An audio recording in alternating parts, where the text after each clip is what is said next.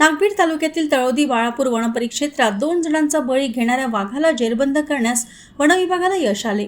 जेरबंद केलेल्या TATR 224 नर वाघाचे वय अंदाजे 8 वर्षे असून शुक्रवारी सकाळी 11:30 वाजताच्या सुमारास गंगासागर हेटी बीट सावरला रेट शासकीय जमीन सर्वेक्षण क्रमांक 2 येथे बेशुद्धीचा डॉट मारून पकडण्यात आले.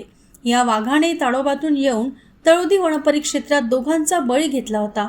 15 एप्रिल रोजी कुंडलिक मारुती बोरकर वय वर्ष 45 राहणार गंगासागर हेटी आणि 18 मे रोजी मारुती नकटू शेंडे वय वर्ष 64 राहणार वाढोणा या दोघांचा वाघाच्या हल्ल्यात आलेवाही बिटात मृत्यू झाला होता.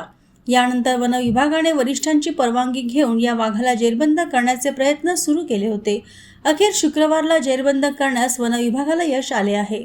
वाघाला जेरबंद करण्याची परवानगी मिळाल्यानंतर उपवन संरक्षक राकेश सेपट, ब्रह्मपुरी वनविभाग ब्रह्मपुरी, सहाय्यक वनसंरक्षक महेश गायकवाड, सहाय्यक वनसंरक्षक राकेश अहुजा, बायोलॉजिस्ट ब्रह्मपुरी वनविभाग यांच्या मार्गदर्शनात डॉक्टर रविकांत खोब्रागडे, पशुवैद्यकीय अधिकारी ताडोबा अंधारी व्याघ्र प्रकल्प चंद्रपूर व अजय मराठे पोलीस हवालदार शूटर यांनी वाघाला बेशुद्ध करून जेरबंद केले.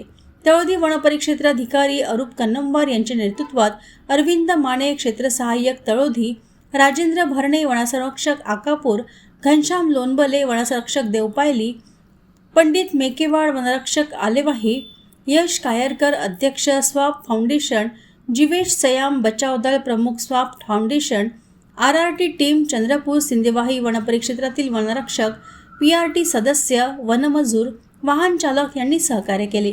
जेरबंद केलेल्या वाघाला नागपूर येथे गोरेगाव प्राणी संग्रहालयात नेण्यात येणार आहे.